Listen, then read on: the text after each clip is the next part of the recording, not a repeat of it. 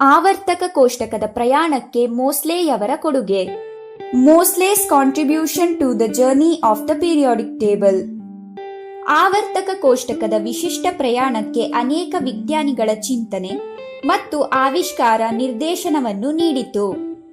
ಕೋಷ್ಟಕದ ರೂಪವು ಹೇಗೆ ಬದಲಾಗುತ್ತಿತ್ತು ಎಂಬುದನ್ನು ನಾವು ನೋಡುತ್ತಾ ಬಂದಿದ್ದೇವೆ.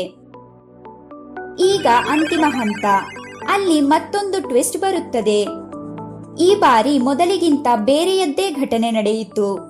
ಇಲ್ಲಿಯವರೆಗೆ ಧಾತುಗಳನ್ನು ಅವುಗಳ ಪರಮಾಣು ರಾಶಿಯ ಆಧಾರದ ಮೇಲೆ ಆವರ್ತಕ ಕೋಷ್ಟಕದಲ್ಲಿ ಜೋಡಿಸಲು ಪ್ರಯತ್ನಿಸಲಾಗಿತ್ತು.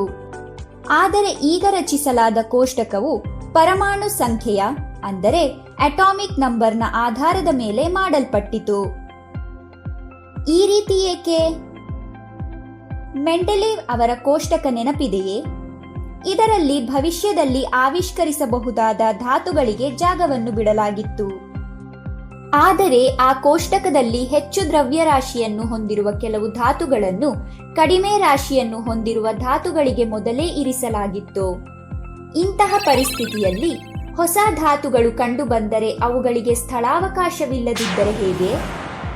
ಪರಮಾಣು ರಾಶಿಯ ಆಧಾರದ ಮೇಲೆ ಅವುಗಳನ್ನು ಎಲ್ಲಿ ಇರಿಸಬೇಕು? ಇಲ್ಲಿ ಅಥವಾ ಇಲ್ಲಿ?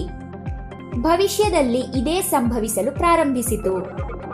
ಸಮಸ್ಥಾನಿ ಅಂದರೆ ಐಸೋಟೋಪ್ಸ್ಗಳ ಆವಿಷ್ಕಾರವು ಗೊಂದಲವನ್ನು ಮತ್ತಷ್ಟು ಹೆಚ್ಚಿಸಿತು.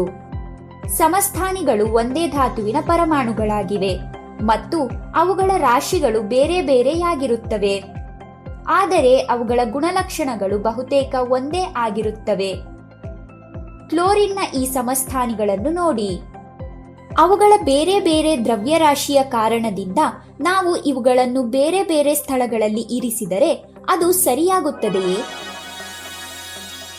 1912ರ ಹೊತ್ತಿಗೆ ಅಂತಹ 50 ಸಮಸ್ಥಾನಿಗಳನ್ನು ಕಂಡುಹಿಡಿಯಲಾಗಿತ್ತು. ಈಗ ದೀರ್ಘಕಾಲದವರೆಗೆ ಅಂಗೀಕರಿಸಲಾಗಿದ್ದ ಮೆಂಡೆಲೀವ್ ಅವರ ಕೋಷ್ಟಕದಲ್ಲಿ ಸುಧಾರಣೆಯ ಅಗತ್ಯವು ಕಾಣತೊಡಗಿತು. ಇವರು ವಿಜ್ಞಾನಿ ಹೆನ್ರಿ ಮೋಸ್ಲೆ.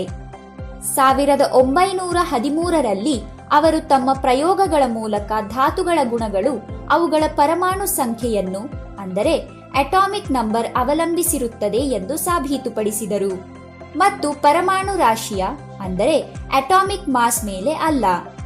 ಪರಮಾಣು ಸಂಖ್ಯೆ ಏನು ಎಂದು ನಿಮಗೆ ತಿಳಿದಿದೆಯೇ? ಪರಮಾಣು ಸಂಖ್ಯೆ ಎಂದರೆ ಪರಮಾಣುವಿನ ಬೀಜ ಕೇಂದ್ರದಲ್ಲಿರುವ ಪ್ರೋಟಾನ್ಗಳ ಸಂಖ್ಯೆ. ಇದು ಒಂದು ಹೊಸ ಕಲ್ಪನೆ ಮತ್ತು ಆಧುನಿಕ ಆವರ್ತಕ ಕೋಷ್ಟಕವು ಇದರ ಮೇಲೆ ನಿರ್ಮಿತವಾಗಿದೆ. Modern periodic table. ಆದರೆ ವಿಸ್ಮಯಕಾರಿ ಸಂಗತಿ ಎಂದರೆ ಮೋಸ್ಲೆ ಅವರು ಧಾತುಗಳನ್ನು ವ್ಯವಸ್ಥಿತಗೊಳಿಸಲು ಪ್ರಾರಂಭಿಸುವವರೆಗೂ ಪ್ರೋಟಾನ್ ಅನ್ನು ಕಂಡುಹಿಡಿದಿರುವುದಿಲ್ಲ. ಅವರು ಎಕ್ಸ್ರೇ ಛಾಯಾಚಿತ್ರಗಳನ್ನು ಬಳಸಿಕೊಂಡು ಧಾತುಗಳ ಪರಮಾಣು ಸಂಖ್ಯೆಗಳನ್ನು ನಿರ್ಧರಿಸಿದರು. ಅದು ಹೇಗೆ? ಇದರ ಬಗ್ಗೆ ಮತ್ತೆಂದಾದರೂ ಓದೋಣ. ಆದರೆ ಆಶ್ಚರ್ಯವನ್ನು ನೋಡಿ. ಕೆಲವು ವರ್ಷಗಳ ನಂತರ 1917ರಲ್ಲಿ ರೂದರ್ಫೋರ್ಡ್ ಪ್ರೋಟಾನ್ ಅನ್ನು ಕಂಡುಹಿಡಿದರು. ಮೋಸ್ಲೆಯ ಪರಮಾಣು ಸಂಖ್ಯೆ ಮತ್ತು ಬೀಜ ಕೇಂದ್ರದಲ್ಲಿರುವ ಪ್ರೋಟಾನ್ಗಳ ಸಂಖ್ಯೆ ಒಂದೇ ಆಗಿವೆ ಎಂದು ಕಂಡುಹಿಡಿಯಲಾಯಿತು. ಪರಮಾಣು ಸಂಖ್ಯೆಯ ಆಧಾರದ ಮೇಲೆ ಕೋಷ್ಟಕವನ್ನು ಜೋಡಿಸುವ ಮೂಲಕ ಅನೇಕ ಸಮಸ್ಯೆಗಳು ಪರಿಹಾರಗೊಂಡವು. ಸಮಸ್ಥಾನಿಗಳು ಸಹ ಸರಿಯಾದ ಸ್ಥಳವನ್ನು ಕಂಡುಕೊಂಡವು. ಒಂದೇ ಪರಮಾಣು ಸಂಖ್ಯೆಯನ್ನು ಹೊಂದಿರುವ ಕಾರಣ ಅವುಗಳನ್ನು ಒಂದೇ ಧಾತುವಿನ ಅಡಿಯಲ್ಲಿ ಇರಿಸಲಾಗುತ್ತದೆ. ಪರಮಾಣು ಸಂಖ್ಯೆಯ ಆಧಾರದ ಮೇಲೆ ಹೊಸ ಧಾತುಗಳ ಗುಣಗಳನ್ನು ಊಹಿಸುವುದು ಸಹ ಸುಲಭವಾಯಿತು. ಮೋಸ್ಲೆ ಅವರು 4 ಅಜ್ಞಾತ ಧಾತುಗಳ ಬಗ್ಗೆ ಹೇಳಿದರು ಮತ್ತು ಅವುಗಳನ್ನು ಆವರ್ತಕ ಕೋಷ್ಟಕದಲ್ಲಿ ಇರಿಸಿದರು. ಈ 4 ಧಾತುಗಳೆಂದರೆ ಟೆಕ್ನೀಷಿಯಂ, ಪ್ರೋಮಿಥಿಯಂ, ಹ್ಯಾಫ್ನಿಯಂ, ರೀನಿಯಂ. ಇಂದು ನಾವು ಬಳಸುವ ಆವರ್ತಕ ಕೋಷ್ಟಕವು ಮೋಸ್ಲೆಯವರ ಕೊಡುಗೆಯಾಗಿದೆ. ಕೋಷ್ಟಕ ರಚಿಸಿದ ಕೇವಲ 2 ವರ್ಷಗಳ ನಂತರ ಮೋಸ್ಲೆ 1915ರಲ್ಲಿ ನಡೆದ ಪ್ರಥಮ ವಿಶ್ವ ಸಮರದಲ್ಲಿ ನಿಧನರಾದರು.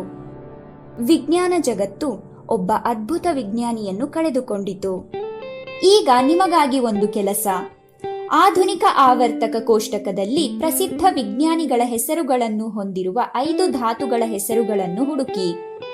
ಈ ಧಾತುಗಳ ಪರಮಾಣು ಸಂಖ್ಯೆ ಮತ್ತು ಅವುಗಳ ಸಂಕ್ಷಿಪ್ತ ಹೆಸರುಗಳನ್ನು ಕಂಡುಹಿಡಿಯಿರಿ. ಈ ವಿಜ್ಞಾನಿಗಳ ಸಂಶೋಧನೆಗಳ ಬಗ್ಗೆ ನಿಮ್ಮ ಬಳಿ ಏನಾದರೂ ಮಾಹಿತಿ ಇದೆಯೇ? ಕಂಡುಹಿಡಿಯಿರಿ.